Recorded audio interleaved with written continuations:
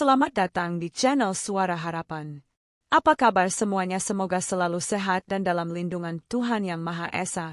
Sebelum kita mulai ceritanya, jangan lupa untuk menekan tombol like dan subscribe.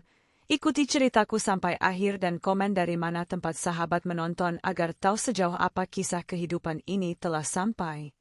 Aroma kertas baru menguar lembut saat aku membuka amplop beludru berwarna merah marun itu. Di sana, di atas kertas tebal bertekstur mahal, terukir nama putri semata wayangku dengan tinta emas yang berkilau di bawah lampu kamar, Rania Aisyah. Jemariku gemetar, bukan karena usia yang mulai menua, melainkan karena getaran hebat di dada yang tak mampu kuredam. Aku mengusap nama itu perlahan, seolah takut tintanya akan luntur jika disentuh terlalu keras. Undangan ini indah sekali. Mewah. Elegan. Sangat jauh berbeda dengan lembaran nasib kami 25 tahun yang lalu. Mataku beralih dari undangan mewah itu ke arah jendela kamar yang sedikit terbuka. Angin malam menyelinap masuk, membawa ingatan yang seharusnya sudah terkubur dalam-dalam. Tiba-tiba, gedung megah tempat resepsi esok hari seakan lenyap dari bayanganku. Yang tersisa hanyalah memori sebuah kamar kos berukuran 3x3 meter yang lembab. Aku ingat betul bau apek dinding yang berjamur di musim hujan. Aku ingat kasur busa tipis yang digelar di lantai dingin, tempat aku menidurkan Rania kecil yang kala itu baru berusia 5 bulan. Saat itu, dunia terasa begitu gelap. Pria yang kusebut suami, pria yang berjanji di hadapan penghulu untuk melindungiku, pergi begitu saja. Ia tidak pamit. Ia tidak meninggalkan pesan.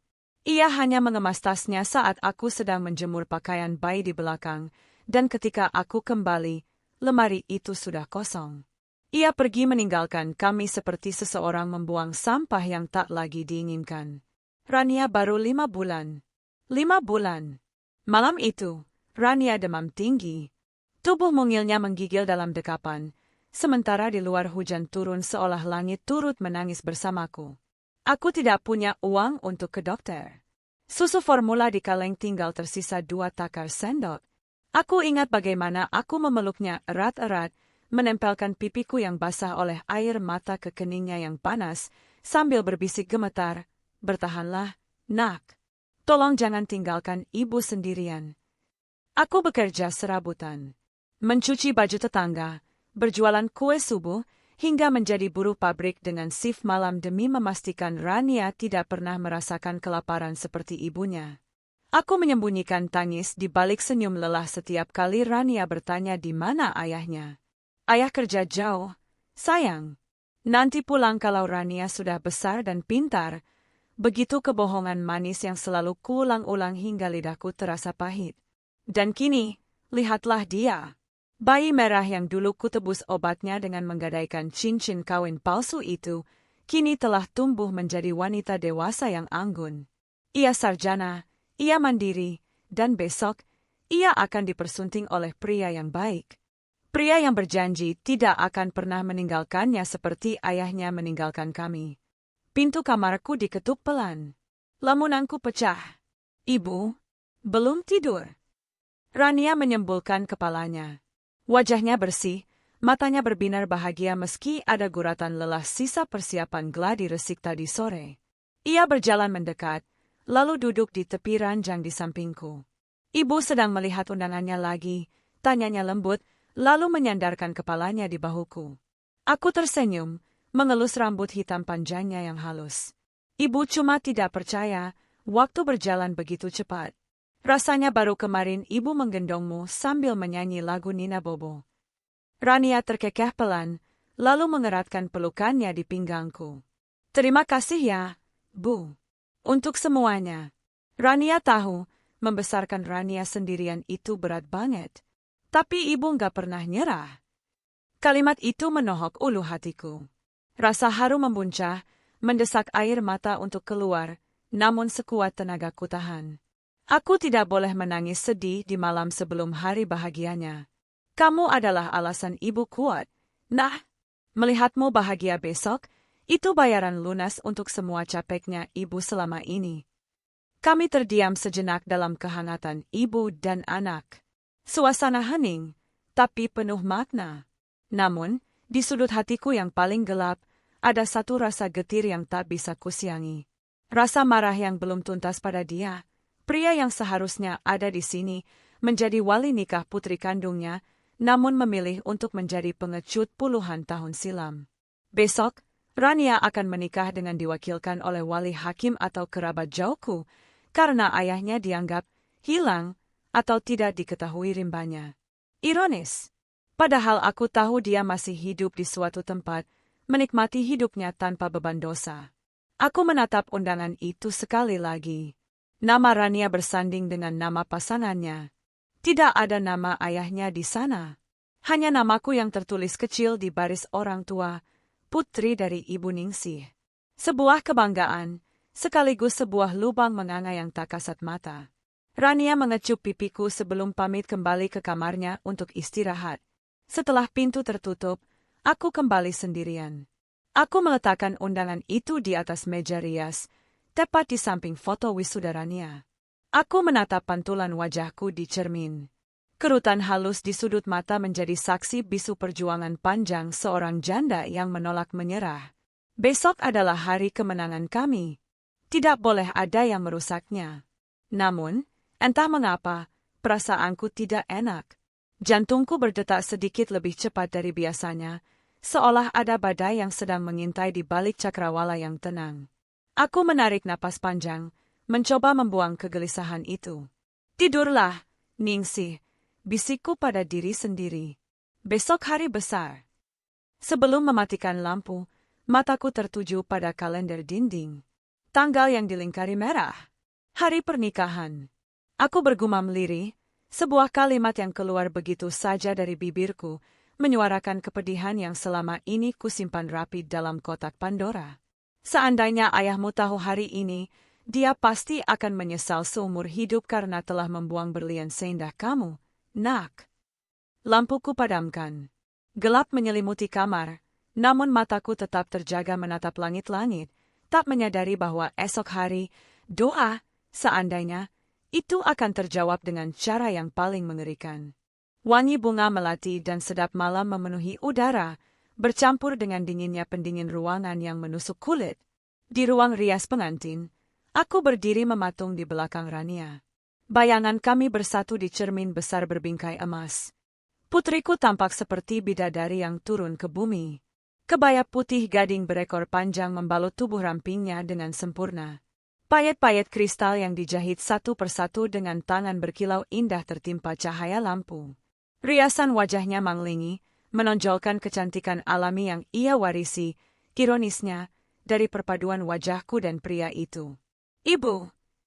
Rania memanggil pelan, suaranya sedikit bergetar.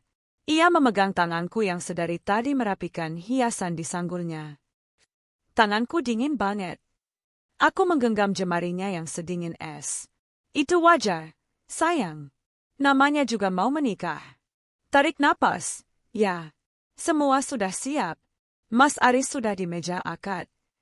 Aku berusaha terdengar tenang, menyalurkan kekuatan yang sebenarnya aku sendiri pun sedang kumpulkan setengah mati. Hari ini adalah puncak dari perjuanganku selama 25 tahun. Tidak ada lagi atap bocor. Tidak ada lagi makan nasi berlauk garam. Hari ini, di ballroom hotel berbintang 5 ini, aku akan mengantarkan putriku menuju gerbang kehidupan barunya. Kami berjalan keluar dari ruang rias menuju aula utama. Gamelan Jawa mengalun lembut, menyambut langkah kami. Ratusan pasang mata menoleh, menatap kagum pada Rania. Aku berjalan di sampingnya, mengenakan kebaya biru tua yang elegan, berusaha menegakkan kepala. Aku ingin dunia melihat, inilah anak yang dibesarkan tanpa ayah, dan dia tumbuh sesempurna ini. Di ujung ruangan, sebuah meja akad nikah telah disiapkan. Hiasan bunga-bunga baby bread dan mawar putih mengelilinginya. Di sana, Aris, calon menantuku, duduk dengan tegang namun gagah. Di hadapannya duduk Pak Penghulu dan 2 orang saksi. Dan di sisi kanan, di kursi yang diperuntukkan bagi wali nikah, duduklah Mas Darman, kakak laki-lakiku. Hatiku berdesir nyeri saat melihat kursi itu. Seharusnya, bukan Mas Darman yang duduk di sana. Secara syariat dan tradisi, Kursi itu adalah hak mutlak ayah kandungnya. Kursi itu adalah tahta kehormatan bagi seorang laki-laki yang telah membesarkan putrinya, tempat ia menyerahkan tanggung jawab besar kepada pria lain. Tapi kursi itu kosong dari pemilik aslinya. Pemilik aslinya memilih membuang hak itu puluhan tahun lalu demi ego dan kebebasan sesaat. Mas Darmanlah yang selama ini menggantikan peran itu. Dia yang mengajari Rania naik sepeda, dia yang mengambil rapor saat aku harus lembur pabrik, dan dia yang pasang badan saat tetangga mencibir status jandaku. Ibu Ningsih, silakan duduk di tempat yang disediakan, bisik seorang panitia wedding organizer, Weo, dengan sopan, membuyarkan lamunanku. Aku mengangguk dan duduk di kursi barisan depan, tepat di belakang calon pengantin. Upacara dimulai. Suara Pak Penghulu terdengar membuka acara dengan hikmat. Ayat suci Al-Quran dilantunkan, membuat suasana menjadi hening dan syahdu. Beberapa tamu tampak menyeka sudut mata mereka karena haru. Semuanya berjalan sempurna. Terlalu sempurna. Namun, saat Pak Penghulu mulai memeriksa berkas-berkas administrasi terakhir sebelum ijab kabul dimulai, aku menangkap gelagat aneh. Seorang kru whale yang mengenakan seragam hitam-hitam terlihat berlari kecil dari arah pintu masuk utama menuju ke arah ketua panitia yang berdiri di dekat panggung. Wajahnya tegang. Ia membisikkan sesuatu sambil menunjuk ke arah pintu luar. Ketua panitia mengerutkan kening, lalu menggeleng tegas, seolah memberikan instruksi penolakan. Namun, kru whale itu kembali bicara, kali ini lebih panik, sambil memegang ARPC di telinganya. Jantungku yang tadinya berdetak karena haru, kini berubah ritme menjadi detak kecemasan. Instingku sebagai seorang ibu, insting yang terasa tajam karena bertahun-tahun hidup dalam kewaspadaan, tiba-tiba menyala keras. Ada yang tidak beres. Aku menoleh sedikit ke belakang. Pintu besar ballroom yang terbuat dari kayu jati ukir itu masih tertutup rapat. Tapi aku bisa merasakan ada keributan di baliknya. Samar-samar, meski tertutup suara gamelan dan sound system yang jernih, aku mendengar suara orang bersitegang. Suara bentakan yang tertahan. Maaf, Bu Ningsih. Salah satu panitia wanita mendekatiku dengan posisi setengah jongkok agar tidak mengganggu pandangan tamu. Wajahnya pucat pasi. Ada apa, Mbak? Tanyaku. Suaraku tercekat di tenggorokan. Di depan, di lobi depan, ada seorang bapak-bapak memaksa masuk. Keamanan sudah mencoba menahan karena dia tidak bawa undangan dan berteriak-teriak. Tapi, panitia itu ragu melanjutkan. Tapi apa? Desaku. Tanganku mulai mencengkeram kain kebayaku sendiri hingga kusut. Dia bilang dia ayahnya Mbak Rania. Dia bilang akad ini tidak sah kalau dia tidak masuk. Duniaku seakan berhenti berputar detik itu juga. Darah di wajahku surut seketika, membuatku merasa dingin hingga ke tulang sumsum. Bukan dingin karena AC, melainkan dinginnya teror masa lalu yang bangkit dari kubur. Bayangan wajah pria itu, wajah yang sudah puluhan tahun berusaha kuhapus dari ingatan, wajah yang terakhir kali kulihat saat ia membanting pintu rumah kontrakan, kini kembali menghantui. Bagaimana dia bisa tahu? Dari mana dia tahu hari ini? Dan kenapa harus sekarang? Aku menatap punggung Rania yang masih duduk tenang di depan penghulu. Dia tidak tahu apa-apa. Bahunya yang kecil terlihat rileks, siap menyambut kebahagiaan. Jika pria itu masuk, jika pria itu membuat keributan, hancurlah hati anakku. Hancurlah hari yang telah ia impikan seumur hidupnya. Jangan biarkan dia masuk, desisku tajam, mataku menatap nyalang pada panitia itu. Usir dia! Panggil polisi kalau perlu. Tapi, Bu, bapak itu. Brak! Belum sempat panitia itu menyelesaikan kalimatnya, suara hantaman keras terdengar dari arah pintu utama. Pintu kayu jati yang berat itu terdorong paksa hingga menabrak dinding. Musik gamelan berhenti mendadak. Suara Pak Penghulu terputus. Ratusan tamu tersentak dan menoleh serentak ke arah sumber suara. Di ambang pintu, berdiri sesosok pria paruh baya dengan pakaian lusuh yang tak pantas berada di pesta mewah ini. Napasnya terengah-engah, matanya liar menyapu seluruh ruangan, hingga tatapannya berhenti tepat di meja akad. Waktu seolah membeku. Ketakutan terbesarku kini berdiri nyata di sana, siap menghancurkan segalanya. Gema hantaman pintu itu masih berdenging di telinga, seolah meretakkan kristal-kristal lampu gantung yang menggantung megah di langit-langit aula. Detik itu, waktu kehilangan fungsinya. Tidak ada lagi detik yang berajut, hanya satu momen beku yang mencekik leher semua orang yang hadir. Laki-laki itu melangkah masuk.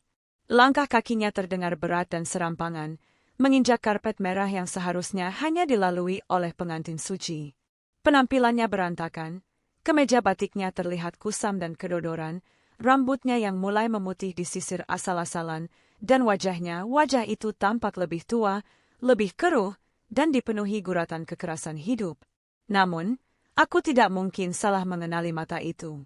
Mata yang sama yang dulu pernah menatapku dengan janji manis, lalu berubah menjadi dingin saat meninggalkan kami.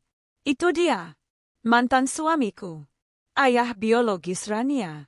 Keamanan hotel yang tadi mencoba menahannya kini berdiri bingung di ambang pintu, ragu untuk menyeret paksa seseorang yang berteriak mengaku sebagai ayah. Keraguan itu memberi celah bagi pria itu untuk melangkah lebih jauh ke tengah ruangan.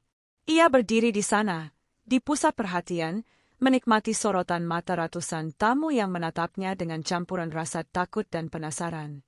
Ia menarik napas panjang, membusungkan dadanya seolah ia adalah raja yang kembali ke istananya yang telah direbut musuh.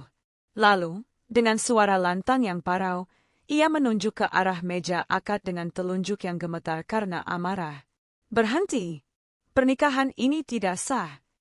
Suaranya menggelegar, memantul di dinding-dinding akustik ballroom, menciptakan teror bagi siapapun yang mendengarnya. "Anak itu!" Ia menunjuk Rania yang kini tubuhnya menegang kaku di kursi pengantin. "Anak itu tidak mendapat restu dariku. Aku ayahnya. Aku wali nasabnya. Siapa yang memberi izin kalian menikahkan putri kandungku tanpa sepengetahuanku?" Suasana yang tadinya hening karena kaget, kini pecah menjadi keriuhan yang menyakitkan. Bisik-bisik para tamu terdengar seperti dengungan lebah yang marah. "Siapa orang itu? Ayahnya? Bukannya ayahnya sudah meninggal?" Ya ampun, jadi selama ini ibunya berbohong. Kasihan sekali pengantinnya. Kata-kata itu, meski diucapkan dengan berbisik, terdengar sejelas petir di telingaku. Rasanya seperti ditelanjangi di depan umum. Selama 25 tahun aku membangun benteng kehormatan untuk menutupi aib bahwa kami ditinggalkan, dan dalam hitungan detik, pria ini datang meruntuhkannya hingga rata dengan tanah. Aku melihat Rania. Putriku perlahan memutar tubuhnya. Wajahnya yang tadi merona bahagia kini seputih kapas. Matanya yang bulat menatap horor pada sosok asing yang mengklaim sebagai ayahnya. Bibirnya bergetar hebat, mencoba mengucapkan sesuatu, tapi tak ada suara yang keluar. Aris, calon menantuku, dengan sigap berdiri.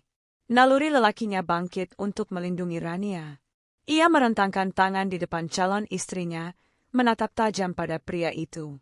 Tapi Mas Darman, kakakku yang duduk di kursi wali, tampak lebih terguncang. Wajahnya merah pada menahan amarah, tangannya terkepal di atas meja hingga buku-buku jarinya memutih. "Siapa kamu berani-beraninya mengacau di sini?"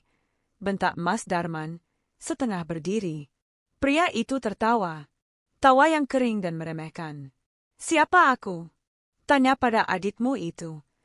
Ia menudingkan jarinya tepat ke wajahku. Semua mata di ruangan itu, kini beralih padaku. Tatapan mereka menusuk. Ada tatapan kasihan, ada tatapan bingung, tapi yang paling menyakitkan adalah tatapan menghakimi. Seolah-olah akulah penjahatnya di sini. Seolah-olah akulah ibu yang jahat karena memisahkan anak dari ayahnya. Seolah-olah aku yang bersalah karena membiarkan putriku tumbuh tanpa mengenal sosok lelaki kasar ini. Lututku terasa lemas. Jantungku memalu rongga dada begitu keras hingga rasanya sakit. Aku ingin lari. Aku ingin bumi terbelah dan menelanku bulat-bulat saat ini juga. Rasa malu ini begitu pekat, mencekik saluran napasku. "Pak penghulu!" Pria itu kembali berteriak, kini melangkah semakin dekat ke meja akad. Ia mengabaikan tatapan jijik Mas Darman. Anda tahu hukum agama, kan? Tanpa saya, pernikahan ini zina. Saya masih hidup. Saya segar bugar. Hak wali ada di tangan saya, bukan di tangan paman atau siapapun wali hakim yang kalian tunjuk. Pak Penghulu tampak bimbang. Ia meletakkan pulpennya, lalu memandangku dan Mas Darman bergantian dengan tatapan penuh tanya dan prihatin. Secara prosedur, jika ayah kandung hadir dan diketahui keberadaannya, maka hak wali memang jatuh padanya. Penghulu itu tidak punya pilihan selain menunda prosesi. Mohon tenang, Pak. Suara Pak Penghulu mencoba menengahi, meski terdengar ragu. Kita bisa bicarakan ini baik-baik. Tidak ada yang perlu dibicarakan, potong mantan suamiku kasar. Ia kini berdiri hanya 2 meter dari Rania. Rania menatapku. Air mata mulai menggenang di pelupuk matanya yang indah, merusak riasan yang ia jaga sejak pagi. Tatapannya adalah tatapan anak kecil yang ketakutan, tatapan yang sama saat ia dulu bertanya kenapa teman-temannya punya ayah sedangkan dia tidak. Ibu! Panggilnya lirih, suaranya pecah. Siapa orang ini, Bu? Benarkah dia? Pertanyaan itu menghunjam jantungku lebih dalam dari belati manapun. Aku melihat seringai kemenangan di wajah mantan suamiku. Dia merasa berkuasa. Dia merasa kedatangannya adalah sebuah mandat ilahi, padahal dia hanyalah hantu masa lalu yang datang untuk menagih hak yang tak pernah ia tanam. Amarah mulai merayap naik, perlahan menggeser rasa maluku. Panas menjalar dari ujung kaki ke ubun-ubun. Dia pikir dia siapa? Datang setelah puluhan tahun, tanpa pernah mengirim 1 rupiah pun, tanpa pernah bertanya apakah anaknya makan atau kelaparan, dan kini berteriak soal restu? Tapi bibirku masih terkunci. Shock masih membelenggu tubuhku. Aku hanya bisa berdiri mematung, sementara bisik-bisik tamu semakin nyaring, dan akad nikah suci putriku kini berada di ujung tanduk kehancuran. Batalkan, seru pria itu lagi, kini menatap langsung ke mata Rania yang basah. Ikut ayah pulang. Kamu tidak akan menikah dengan laki-laki yang tidak ayah pilih. Suasana membeku sempurna. Apakah pesta ini akan berakhir menjadi tragedi? Kata-kata, ikut ayah pulang, itu menggantung di udara, beracun dan tidak masuk akal.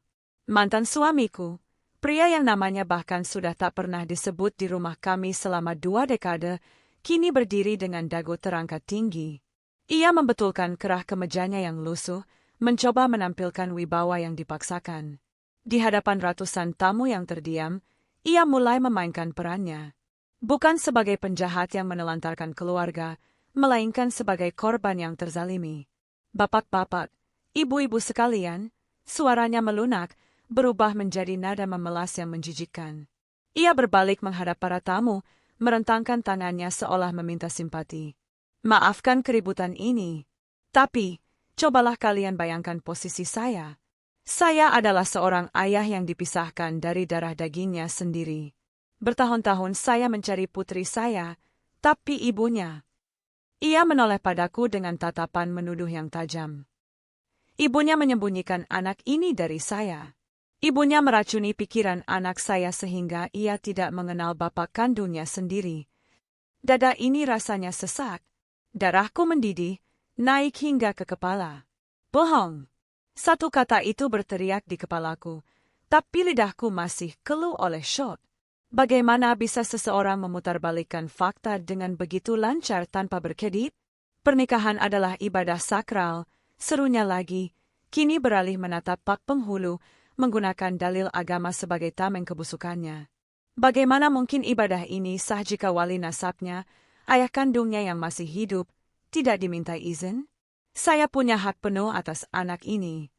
Tanggung jawab dunia akhirat atas Rania ada di pundak saya. Kata, tanggung jawab, yang keluar dari mulutnya terdengar seperti lelucon paling kejam di dunia. Pikiranku terlempar mundur dengan kasar. Lorong waktu membawaku kembali ke masa-masa di mana kata, tanggung jawab, itu seharusnya ia tunjukkan. Aku teringat malam jahanam itu. Bukan malam pernikahan, tapi malam di IGD sebuah rumah sakit umum daerah, 24 tahun yang lalu. Rania kecil kejang demam. Tubuhnya membiru. Dokter bilang ia butuh penanganan segera, butuh obat yang harganya setara dengan biaya makan kami sebulan.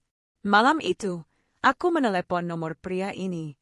Aku menelepon ke rumah orang tuanya, ke tempat kerjanya, ke teman-temannya. Aku mengemis, memohon pinjaman, memohon kehadirannya. Apa jawabannya saat itu?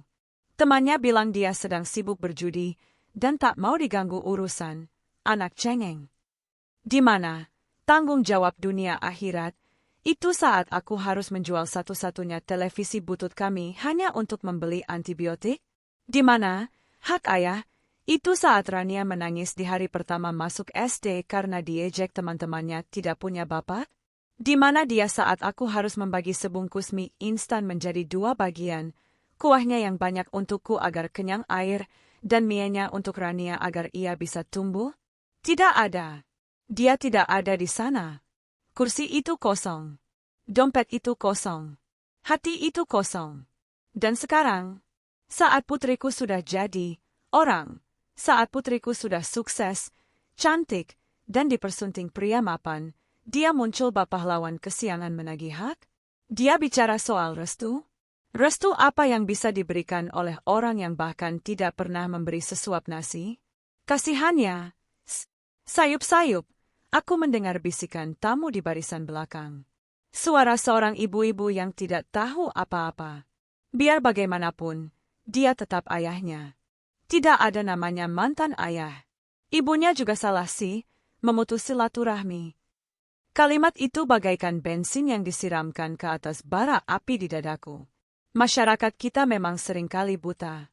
Mereka silau oleh label, ayah kandung, dan kepala keluarga, melupakan bahwa gelar itu harus diperjuangkan, bukan sekadar modal biologis. Mereka tidak melihat luka di lututku yang lecet karena bekerja kasar. Mereka tidak melihat air mata Rania yang mengering di bantal setiap malam takbiran. Mereka hanya melihat drama di depan mata dan memilih berpihak pada norma yang seringkali tidak adil. Rania mulai terisak. Bahunya terguncang hebat. Ia menatapku dengan sorot mata putus asa, seolah berkata, "Ibu, tolong hentikan ini." Rania takut. Aris, calon menantuku, tampak geram. Ia hendak maju untuk menarik kerah pria tua itu, namun ditahan oleh keluarganya agar tidak terjadi kekerasan fisik yang akan semakin memperburuk suasana pesta. Mantan suamiku semakin di atas angin.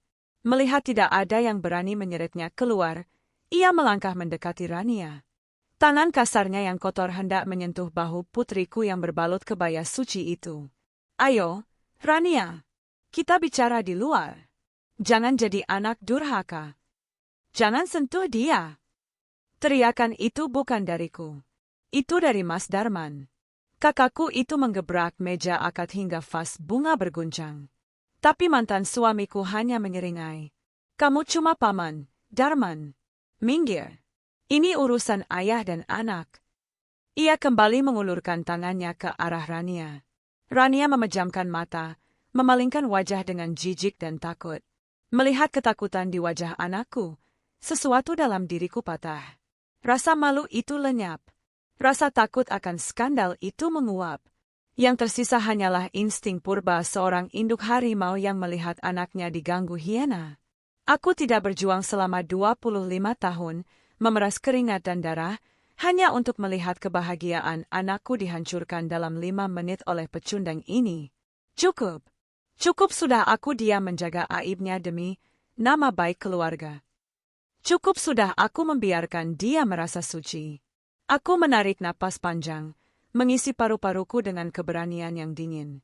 Kakiku, yang tadi gemetar lemas, kini menapak mantap ke lantai marmer. Aku berdiri. Gerakanku perlahan, namun aura yang keluar dariku membuat orang-orang di sekitarku terdiam. Aku tidak lagi menunduk. Aku mengangkat wajahku, menatap punggung pria itu yang sedang sok berkuasa di depan anakku. Hari ini, dia ingin panggung. Baik, aku akan memberinya panggung. Panggung pengadilan. Aku melangkah maju, membelah kerumunan kecil keluarga yang panik. Suara hak sepatuku beradu dengan lantai terdengar tegas, ritme perang yang akan segera dimulai. Rania menangis. Bukan tangisan histeris yang memekakan telinga, melainkan jenis tangisan yang jauh lebih menyakitkan untuk disaksikan, tangisan tanpa suara. Bahunya yang terbalut kebaya putih berguncang hebat, seolah menahan beban gunung yang tiba-tiba runtuh menimpa punggung ringkihnya. Kepala yang tadi tegak dengan mahkota siger Sunda yang anggun, kini tertunduk dalam. Air mata hitam, bercampur maskara dan celat, menetes jatuh, menodai kain sutra di pangkuannya. Pemandangan itu merobek hatiku. Mencabik-cabik sisa kesabaran yang kumiliki. Di hadapannya, pria yang menyebut dirinya ayah itu masih terus berbicara. Kalimat-kalimatnya berbisa, dibalut dengan nada religius yang dimanipulasi untuk kepentingannya sendiri. Ridho Allah ada pada ridho orang tua, Rania, serunya lantang, memastikan semua orang di ruangan itu mendengar. Kalau kamu menikah tanpa restu ayah, pernikahanmu tidak akan berkah. Kamu mau hidupmu sial selamanya karena melawan orang tua. Kata-kata itu bagaikan mantra terkutuk. Rania, putriku yang cerdas dan logis, seketika menyusut menjadi gadis kecil yang ketakutan. Doktrin, anak durhaka, adalah senjata paling ampuh di negeri ini, dan pria itu tahu persis cara menggunakannya untuk melumpuhkan mental anaknya sendiri. Para tamu undangan mulai termakan narasi itu. Aku bisa melihat perubahan di wajah mereka. Tatapan yang tadinya bingung kini berubah menjadi penghakiman. Bisik-bisik mereka semakin tajam, menusuk telingaku seperti jarum. Ia juga ya, bagaimanapun dia bapaknya. Duh, kasihan pengantinnya, tapi kok berani ngelawan bapak? Jangan-jangan memang ibunya yang salah didik. Darahku mendidih. Rasanya ingin kuturut telinga ini. Mereka tidak tahu apa-apa. Mereka tidak melihat bagaimana Rania kecil menunggu di pagar rumah setiap sore, berharap ayahnya pulang membawa permen, hanya untuk masuk kembali ke rumah dengan wajah kecewa saat matahari terbenam. Mereka tidak tahu Rania pernah menulis surat untuk Tuhan saat kelas 3 SD, meminta agar Tuhan mengirimkan uang supaya ibu tidak perlu menangis lagi saat membayar uang sekolah. Aku melihat Aris, calon menantuku, mengepalkan tangannya begitu erat hingga urat-uratnya menonjol. Ia ingin melawan, tapi ia terjebak dalam etika sopan santun kepada calon mertua. Ia menatapku dengan sorot mata memohon, seolah berkata, "Bu, lakukan sesuatu. Aku tidak bisa memukul ayah kandungnya di depan umum." Benar. Ini bukan perang Aris. Ini bukan perang Mas Darman. Ini perangku. Aku menatap Rania sekali lagi. Putriku semakin menunduk, seakan ingin menghilang dari muka bumi. Harga dirinya sedang diinjak-injak tepat di hari yang seharusnya menjadi penobatannya sebagai ratu sehari. Jika aku diam saja, jika aku membiarkan pria ini menyeretnya keluar atau memaksakan kehendaknya, maka seumur hidup Rania akan hidup dalam bayang-bayang trauma. Dia akan selalu merasa dirinya adalah anak berdosa. Dia akan selalu merasa dirinya tidak pantas bahagia. Tidak akan kubiarkan. Aku teringat janji yang kuucapkan pada diriku sendiri di malam hujan 25 tahun lalu, saat pria ini pergi meninggalkan kami. Aku akan menjadi ayah dan ibu sekaligus. Aku akan menjadi perisai baginya. Rasa takut akan skandal publik itu perlahan luntur, digantikan oleh naluri purba seorang ibu. Rasa malu karena menjadi tontonan orang banyak mendadak hilang tak berbekas. Yang ada hanyalah dingin yang menjalar di sekujur tubuh, dinginnya sebuah tekad yang sudah bulat. Aku tidak lagi peduli dengan kamera handphone para tamu yang mulai merekam kejadian ini. Aku tidak lagi peduli dengan reputasi keluarga besar yang mungkin tercoreng. Satu-satunya yang kupedulikan adalah air mata di pipi anakku yang harus dihentikan. Aku menarik napas panjang, mengisi paru-paruku dengan keberanian. Langkah kakiku yang tadi terpaku di lantai marmer, kini mulai bergerak. Tap, tap, tap.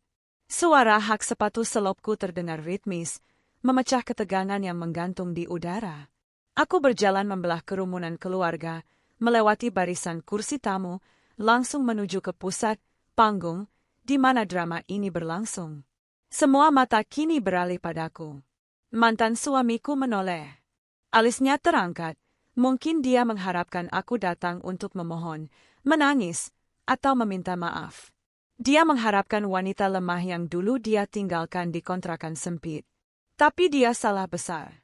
Wanita itu sudah mati, terkubur bersama masa lalu yang pahit.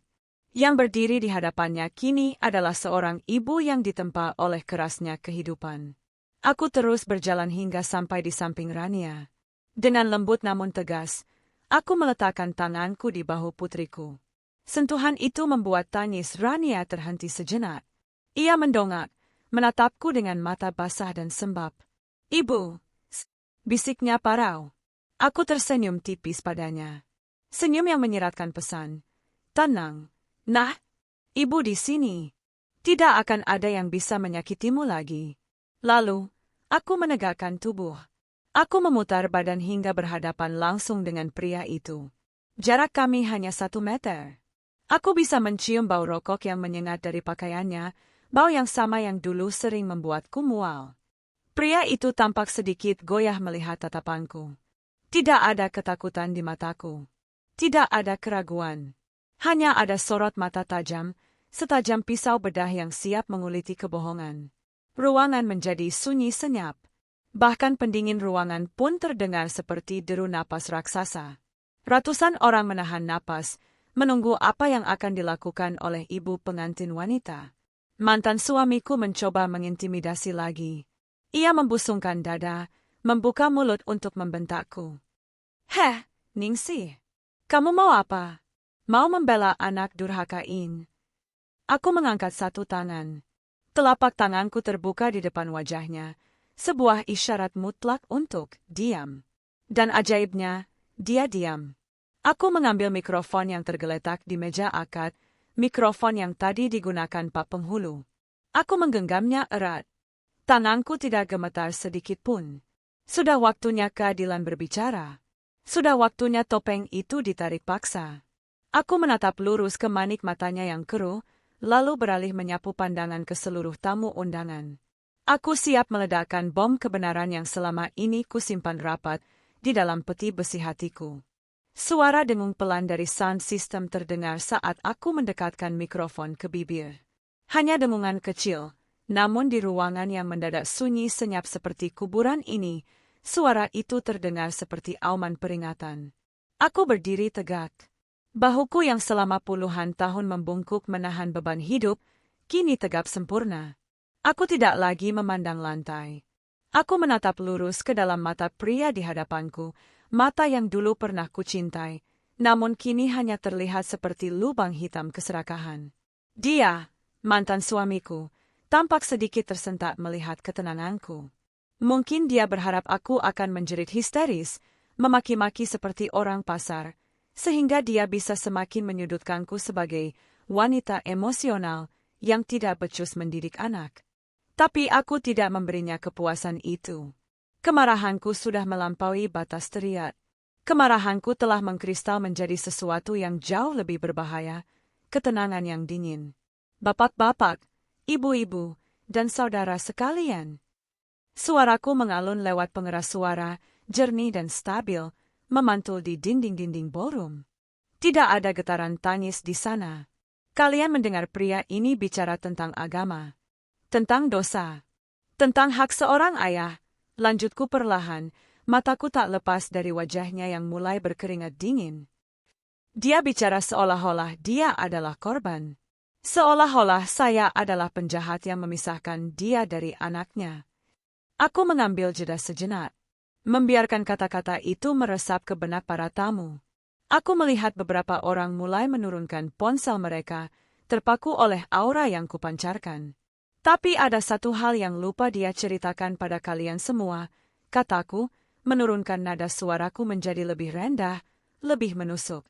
Dia lupa menceritakan apa yang terjadi 25 tahun yang lalu di sebuah rumah kontrakan petak di pinggiran kota. Wajah mantan suamiku mulai berubah. Warna merah kemarahannya perlahan memudar, digantikan oleh pucat pasi. Dia tahu kemana arah pembicaraan ini. Dia mencoba membuka mulut untuk memotong. "Cukup, Ningsih. Jangan bawa-bawa masa lalu." "Diam," sentakku tajam lewat mikrofon. Suaranya menggelegar, membuat dia terlonjak kaget dan membungkam mulutnya rapat-rapat. Aku kembali menatapnya, kali ini dengan sorot mata yang penuh dengan rasa jijik yang tak lagi ditutupi. Kamu ingat hari itu? Hari di mana Rania baru berusia 5 bulan? Hari di mana dia demam tinggi sampai kejang? Tanyaku retoris. Kamu tidak ingat? Tentu saja kamu tidak ingat. Karena saat aku sibuk mengompres keningnya, kamu sibuk mengemas tasmu di kamar sebelah. Suasana ruangan menjadi sangat mencekam. Tidak ada denting sendok, tidak ada deham. Semua orang menahan napas. Kamu pergi tanpa pamit. Kamu pergi membawa semua tabungan yang kita miliki, uang yang seharusnya untuk membeli susu dan obat anakmu. Kamu meninggalkan kami dengan lemari kosong dan beras yang tinggal segenggam. Dan selama 25 tahun, aku menunjuk wajahnya dengan telunjukku. 25 tahun, tidak ada satu telepon pun. Tidak ada satu rupiah pun.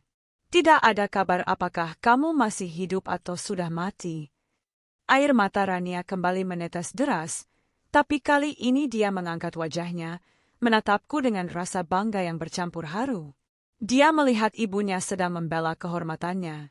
Aku menarik napas panjang, bersiap melepaskan serangan terakhir. Serangan yang akan mengakhiri perdebatan ini selamanya. Serangan yang terdiri dari 2 kalimat sederhana yang telah kuperam dalam hati selama separuh hidupku. Aku menatap matanya dalam-dalam, memastikan dia mendengar setiap suku kata yang kuucapkan.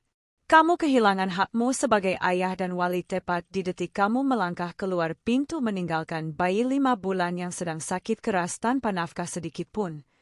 Kalimat pertama itu menghantamnya seperti palu godam. Dia terhuyung ke belakang selangkah, seolah ditampar secara fisik. Terdengar suara gasps, pekikan tertahan, dari para tamu. Kebenaran itu begitu telanjang, begitu brutal, hingga tak ada ruang untuk membantah. Namun aku belum selesai. Aku menoleh ke arah Mas Darman, kakakku yang duduk terpaku di kursi wali, dan Aris, calon menantuku yang setia berdiri melindungi Rania. Lalu aku kembali menatap mantan suamiku dengan tatapan final. Dan hari ini, wali nikah putriku adalah pria yang membesarkannya dengan keringat dan kasih sayang, bukan pengecut yang kabur dan baru datang saat anaknya sudah sukses. Boom! 2 kalimat itu mendarat sempurna. Mikrofon itu berdenging pelan saat aku menurunkannya. Rasanya seolah beban ribuan ton baru saja diangkat dari pundakku. Aku tidak perlu berteriak untuk didengar. Kebenaran, sesakit apapun itu, memiliki gemanya sendiri. Keheningan yang menyusul terasa berbeda. Jika tadi adalah keheningan karena bingung, kini adalah keheningan karena syok dan rasa malu kolektif. Para tamu yang tadi sempat berbisik menyalahkanku, kini menunduk dalam. Mata mereka tak berani menatapku. Mereka sadar, mereka baru saja menghakimi seorang pahlawan dan membela seorang penjahat. Mantan suamiku berdiri mematung. Mulutnya terbuka sedikit, tapi tak ada suara yang keluar. Topeng, ayah terzalimi, yang ia pakai hancur berkeping-keping di lantai, diinjak-injak oleh fakta sejarah yang tak terbantahkan. Dia bukan siapa-siapa di sini. Dia hanyalah orang asing yang memegang tiket masa lalu yang sudah kadaluarsa. Dan aku berdiri di sana, di tengah ruangan megah itu, bukan lagi sebagai janda yang ditinggalkan. Aku adalah pemenang. Hening yang tercipta setelah 2 kalimatku tadi bukanlah hening yang kosong. Itu adalah hening yang padat, berat, dan mencekik. Rasanya seperti udara di dalam ruangan tersedot habis, meninggalkan satu sosok pria yang kini berdiri terhuyung di tengah panggung sandiwaranya sendiri. Wajah mantan suamiku, yang beberapa menit lalu merah padam penuh arogansi, kini berubah warna drastis. Darah seolah lari dari parasnya, menyisakan kulit yang pucat pasi, sewarna dengan kertas tisu yang kusut. Bibirnya yang tadi lantang meneriakkan dalil-dalil kosong, kini bergetar hebat, membuka tutup tanpa suara seperti ikan yang terlempar ke daratan. Ia menoleh ke kiri dan ke kanan, mencari dukungan, mencari satu saja pasang mata yang masih memihaknya. Namun, ia tak menemukannya. Ratusan tamu yang memenuhi ballroom itu kini telah berubah menjadi hakim massal. Jika sebelumnya tatapan mereka penuh tanya dan keraguan, Kini tatapan itu seragam, jijik. Murni rasa jijik. Bisik-bisik mulai terdengar lagi, tapi kali ini nadanya berbeda. Bukan lagi simpati untuk ayah yang terzalimi, melainkan cemoohan untuk pecundang yang tak tahu malu. Gila ya, sudah ninggalin anak bayi, sekarang minta hak. Nggak punya hati. Datang cuma mau ngerusak acara. Muka tembok. Kalau aku jadi dia, aku sudah lari dari tadi. Suara-suara itu mendengung seperti lebah yang marah, mengepungnya dari segala penjuru. Pria itu mundur selangkah. Kakinya goyah. Ia tampak mengecil, seolah sorotan lampu kristal di atas sana tengah membakar kulitnya. Itu tidak benar. Cicitnya, suaranya parau dan lemah, kontras dengan teriakannya tadi. Ia mencoba menatap Rania. Rania, dengar ayah. Ibumu melebih-lebihkan.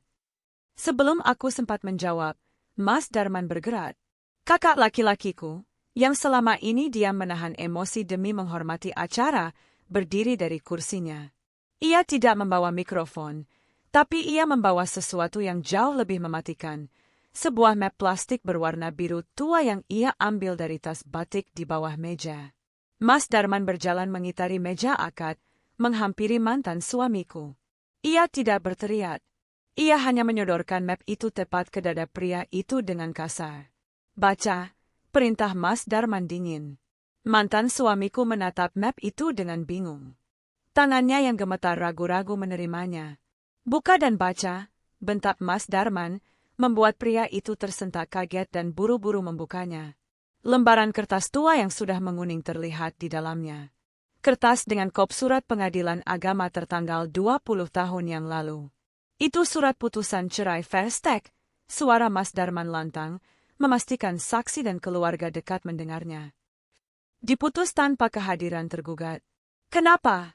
Karena pengadilan memanggilmu 3 kali berturut-turut ke alamat terakhirmu, tapi kamu tidak pernah datang. Kamu hilang. Kamu dianggap gaib. Mas Darman mencondongkan tubuhnya, menatap tajam pria itu. Di situ tertulis jelas, tergugat meninggalkan istri dan anak tanpa nafkah lahir batin, dan tidak diketahui keberadaannya. Jadi jangan bicara soal hukum di sini. Secara hukum negara dan agama, kamu sudah membuang hakmu puluhan tahun lalu. Skakmat. Kertas-kertas itu adalah bukti fisik dari kejahatannya. Bukan sekadar, katanya, atau drama keluarga, tapi fakta hitam di atas putih yang disahkan negara. Pria itu tidak bisa lagi berkelit dengan alasan dihalangi istri atau dipisahkan jarak. Hukum telah mencatatnya sebagai ayah yang lari dari tanggung jawab. Tangan mantan suamiku lemas.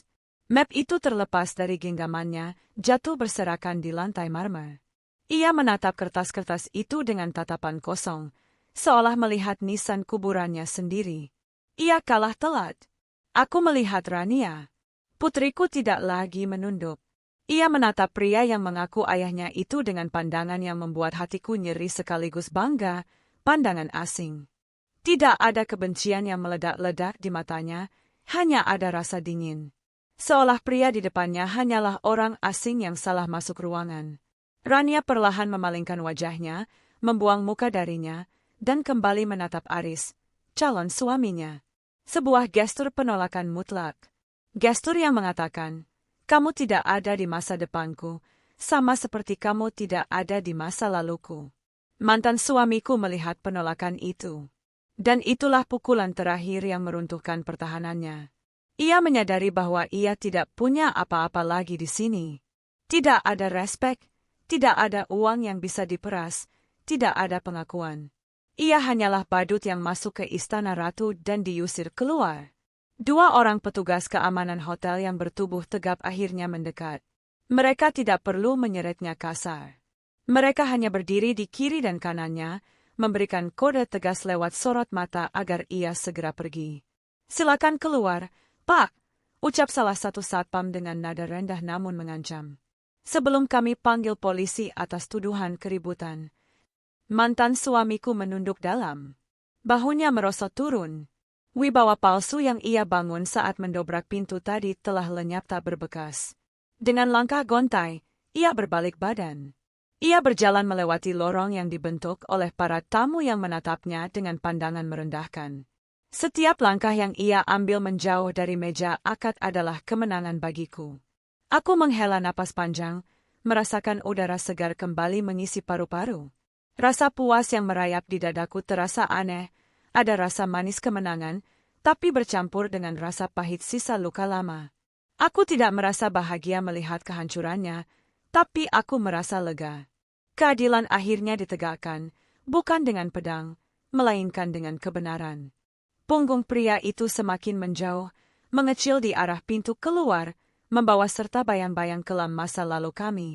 Ruangan masih hening sejenak, seolah semua orang sedang mencerna drama yang baru saja berakhir. Hingga akhirnya, Pak Penghulu berdeham pelan, memecah kesunyian. Alhamdulillah, gumam Pak Penghulu, lalu menatap kami dengan senyum teduh. Gangguan sudah lewat. Mari kita kembalikan niat suci kita. Mas Aris, Mbak Rania, sudah siap melanjutkan? Pertanyaan itu menarik kami kembali ke masa kini, ke momen yang seharusnya terjadi. Aku kembali duduk di kursiku. Kakiku terasa sedikit lemas sisa adrenalin, tapi hatiku terasa lebih ringan dari kapas. Badai sudah berlalu, dan kini pelangi menanti putriku. Pintu besar ballroom tertutup perlahan, memutus pandangan kami dari punggung pria yang membawa pergi awan hitam itu. Bersamaan dengan tertutupnya pintu, seolah ada katup udara segar yang terbuka di langit-langit ruangan. Oksigen kembali mengalir. Ketegangan yang mencekik perlahan mengurai, digantikan oleh keheningan jenis baru, keheningan yang penuh harap dan doa.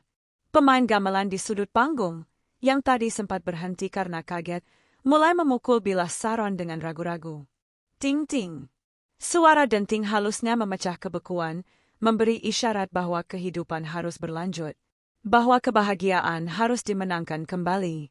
Aku duduk kembali di kursi barisan depan. Tubuhku terasa ringan, seolah melayang.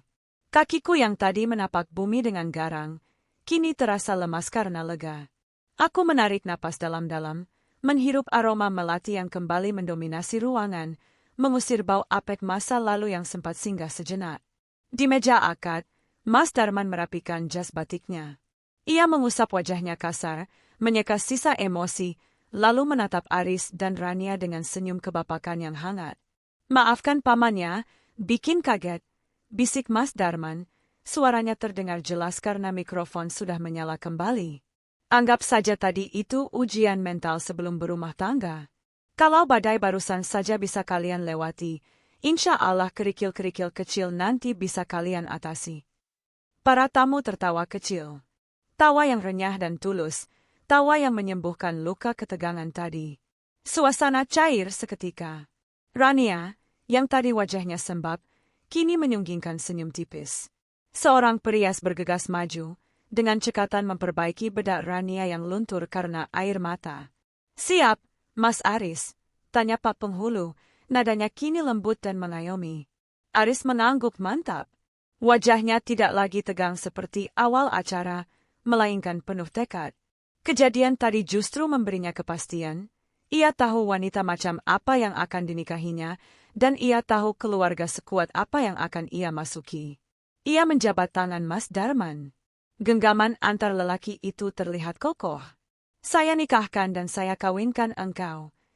Suara Mas Darman bergetar, bukan karena marah, tapi karena haru melepas keponakan yang sudah dianggapnya anak sendiri. Ananda Aris Prasetya bin Bapak Hartono, dengan keponakan saya, Rania Aisyah binti Ibu Ningsih. Hatiku berdesir mendengar namaku disebut. Meski secara administrasi ada nama ayah kandungnya di berkas, Mas Darman sengaja menekan namaku dalam kalimat lisannya. Sebuah penghormatan tak tertulis. Dengan mas kawin seperangkat alat salat dan logam mulia 20 gram, dibayar tunai. Detik itu terasa melambat. Aku menahan napas, tanganku mencengkeram erat sandaran kursi. Saya terima nikah dan kawinnya Rania Aisyah binti. Aris menyebut nama lengkap putriku dengan lantang, tanpa terputus, dalam satu tarikan napas yang panjang dan tegas. Dengan mas kawin tersebut, tunai. Hening sepersekian detik. Semua mata tertuju pada dua orang saksi di sisi kiri dan kanan. Bagaimana para saksi? Sah, tanya penghulu. Sah, jawab mereka serempak, mantap dan menggema. Alhamdulillah, kata itu meledak di ruangan. Seruan, Alhamdulillah, bersahutan dari mulut ratusan tamu, seperti paduan suara dadakan yang dipimpin oleh malaikat. Tangan-tangan menengadah, mengaminkan doa barokah yang dibacakan penghulu. Air mataku tumpah. Kali ini, aku tidak menahannya. Aku membiarkannya mengalir deras membasahi pipi. Tapi ini bukan air mata sedih, bukan air mata marah. Ini adalah air mata kemenangan. Air mata seorang petani yang akhirnya melihat panen raya setelah bertahun-tahun menjaga ladangnya dari hama dan badai. Putri kecilku, bayi merah yang dulu ku gendong sambil menangis di bawah atap bocor, kini telah resmi menjadi istri orang. Tanggung jawabku telah tunai. Tugasku mengantarkannya ke gerbang kehidupan mandiri telah selesai dengan sempurna. Selesai doa, prosesi sungkeman dimulai. Iringan tembang Jawa Kebo Giro mengalun menyayat hati. Rania dan Aris berdiri, lalu berjalan perlahan ke arahku. Rania bersimpuh di kakiku. Ia menenggelamkan wajahnya di pangkuanku, memeluk lututku erat-erat. Bahunya berguncang hebat. Isak tangisnya pecah, lebih keras dari sebelumnya. Ibu! Suaranya teredam kain kebayaku. Ibu, maafin Rania. Terima kasih, Bu, terima kasih.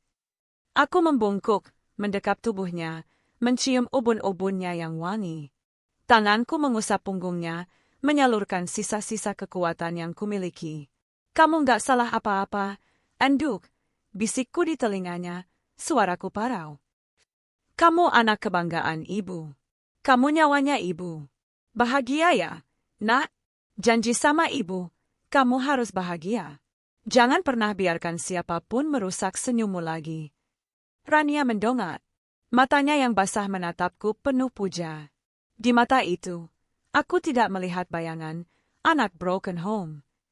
Di mata itu, aku melihat seorang wanita utuh yang dibesarkan dengan cinta yang melimpah, hingga ketiadaan sosok ayah tak mampu melubangi jiwanya. Aris kemudian berganti bersimpuh. Ia mencium tanganku takzim. Titip Rania ya, nak Aris, pesanku, menatap mata lelaki itu dalam-dalam. Ibu tidak punya harta warisan. Harta ibu cuma satu, Rania. Tolong dijaga. Jangan pernah sakiti dia seperti ayahnya menyakiti ibunya. Saya janji, Bu. Demi Allah, saya janji akan menjaga Rania dengan nyawa saya, jawab Aris sungguh-sungguh. Aku tersenyum. Hatiku damai. Di sekeliling kami, para tamu bertepuk tangan. Bukan tepuk tangan sopan santun, melainkan tepuk tangan gemuruh yang panjang. Mereka berdiri, standing ovation, memberikan penghormatan bukan hanya pada pengantin, tapi pada drama kehidupan yang berakhir manis ini. Aku berdiri di sana, diapit oleh anak dan menantuku. Kilatan lampu kamera menyilaukan mata. Untuk pertama kalinya dalam hidupku, aku tidak merasa kecil. Aku tidak merasa sebagai janda kasihan. Aku melihat pantulan diriku di cermin pilar gedung. Seorang wanita paruh baya dengan kebaya biru tua, wajah sembab namun berseri. Hari ini, aku bukan korban. Hari ini, aku adalah ibu yang menang. Pesta terus berjalan. Dunia tidak kiamat hanya karena seorang pria dari masa lalu mencoba menghentikan putarannya. Justru sebaliknya, seolah ingin menebus ketegangan yang sempat terjadi, sisa acara resepsi berlangsung jauh lebih meriah dan hangat. Para tamu yang menyalami kami di pelaminan menggenggam tanganku lebih erat dari biasanya. Tatapan mereka bukan lagi tatapan basa-basi, melainkan tatapan hormat. Beberapa ibu-ibu bahkan memelukku sebentar sambil membisikkan kata-kata penguatan, "Ibu hebat." Dari atas pelaminan, mataku sempat melirik ke arah pintu keluar ballroom yang terbuka lebar. Di luar sana, lorong hotel tampak lengang. Aku membayangkan sosok mantan suamiku berjalan di lorong itu sendirian. Tidak ada yang mengejarnya. Tidak ada drama tarik-menarik tangan seperti di sinetron. Tidak ada Rania yang berlari memohon agar ayahnya kembali. Dia pergi begitu saja, ditelan oleh pintu otomatis lobi, kembali ke antah berantah tempat ia bersembunyi selama 25 tahun ini. Anehnya, tidak ada lagi rasa benci yang bergejolak di dadaku. Dulu, aku selalu membayangkan jika kami bertemu lagi, aku akan mencakar wajahnya atau meludahinya. Aku memelihara dendam itu sebagai bahan bakar untuk bekerja keras di masa-masa sulit. Tapi hari ini, saat melihat punggungnya yang ringkih dan kalah, aku justru merasa kasihan. Bukan kasihan karena dia diusir, tapi kasihan karena dia telah menyia-nyiakan anugerah terbesar dalam hidupnya. Dia baru saja melihat putrinya, darah dagingnya sendiri, menjadi ratu sehari, tapi dia tidak bisa duduk di sana mendampinginya. Dia tidak bisa merasakan bangganya menyerahkan tangan putri secantik Rania kepada lelaki lain. Dia pulang dengan tangan hampa, membawa kenangan wajah putrinya yang menatapnya seperti orang asing. Itu adalah hukuman yang jauh lebih kejam daripada penjara manapun, hukuman penyesalan seumur hidup yang tak akan ada obatnya. Ibu melamun lagi. Teguran halus menyentakku. Aku menoleh. Rania sudah berdiri di sampingku, sementara Aris sedang sibuk meladeni teman-teman kantornya berfoto selfie. Rania menggenggam tanganku. Jemarinya kini hangat, tidak lagi sedingin es seperti saat akad tadi. Ibu tidak melamun, jawabku tersenyum. Ibu cuma sedang menikmati pemandangan. Lihat, semua orang bahagia. Rania mengikuti arah pandangku ke kerumunan tamu yang sedang menikmati hidangan prasmanan. Lalu, ia kembali menatapku. Matanya yang jernih memantulkan cahaya lampu kristal, tapi di dalamnya tersimpan kedalaman samudera rasa syukur. Ia meremas tanganku pelan, lalu mendekatkan wajahnya ke telingaku. Di tengah hingar-bingar suara musik dan percakapan tamu, ia berbisik. Sebuah bisikan yang akan terpatri dalam jiwaku sampai aku menutup mata nanti. Terima kasih, Bu. Terima kasih sudah jadi ayah dan ibu sekaligus buat Rania. Rania gak butuh siapa-siapa lagi selain ibu. Satu kalimat itu meruntuhkan benteng terakhir di hatiku. Rasanya seperti ada benang kusut yang selama puluhan tahun membelit jantungku, tiba-tiba terurai dan lurus kembali. Lubang menganga yang ditinggalkan ayahnya, lubang yang mati-matian kututupi dengan kerja keras, lembur, dan air mata, kini tertutup sempurna. Bukan oleh kehadiran sosok pengganti, tapi oleh pengakuan tulus dari anak yang kubesarkan. Aku menatap wajah putriku. Wajah yang dulu sering kulihat tertidur pulas di atas tikar kos-kosan saat aku pulang kerja larut malam. Kamu adalah mahakarya ibu, nak, jawabku lirih, menahan genangan air mata agar riasanku tidak rusak lagi. Melihatmu berdiri tegak hari ini, itu sudah cukup. Ibu sudah lunas. Rania tersenyum, lalu menyandarkan kepalanya sejenak di bahuku sebelum kembali ditarik oleh teman-temannya untuk berfoto. Aku mundur sedikit ke belakang, memberi ruang bagi pengantin baru itu untuk bersinar. Dari sudut pelaminan, aku mengamati semuanya dengan perasaan damai yang tak terlukiskan. Kursi wali nikah yang tadi sempat menjadi sumber sengketa, kini sudah diduduki oleh kerabat lain yang sedang istirahat. Kursi itu hanyalah benda mati. Kehormatan seorang orang tua tidak ditentukan oleh siapa yang duduk di kursi itu saat akad, melainkan siapa yang duduk menemani anaknya saat demam, saat lapar, saat jatuh, dan saat putus asa. Mantan suamiku mungkin punya gelar, ayah, di akta kelahiran, tapi gelar, orang tua, adalah milikku sepenuhnya. Acara perlahan menuju akhir. Satu persatu tamu mulai pamit. Lampu-lampu ballroom mulai diredupkan sebagian. Namun bagiku, cahaya di hatiku justru sedang terang-terangnya. Aku berjalan menuruni panggung pelaminan dengan langkah ringan. Kakiku tak lagi terasa berat. Beban masa lalu yang kupikul di punggungku selama seperempat abad telah jatuh, tertinggal di lantai gedung ini bersama jejak kaki pria yang terusir tadi. Karma tidak selalu datang dengan ledakan besar atau kecelakaan tragis. Terkadang, karma datang dalam bentuk sunyi, melihat orang yang kau tinggalkan berhasil bahagia tanpamu, sementara kau hanya bisa menonton dari balik kaca, tak lagi punya akses untuk masuk. Dia telah pergi, dan kali ini, aku yakin dia tak akan pernah kembali lagi. Dan kalaupun dia mencoba kembali, Pintu rumah kami dan pintu hati kami sudah terkunci rapat. Kuncinya sudah kubuang ke laut lepas. Aku tersenyum menatap langit-langit gedung. Selamat jalan, masa lalu. Selamat datang, masa depan. Hari ini bukan hanya hari pernikahan putriku. Hari ini adalah hari kemerdekaanku. Tamat.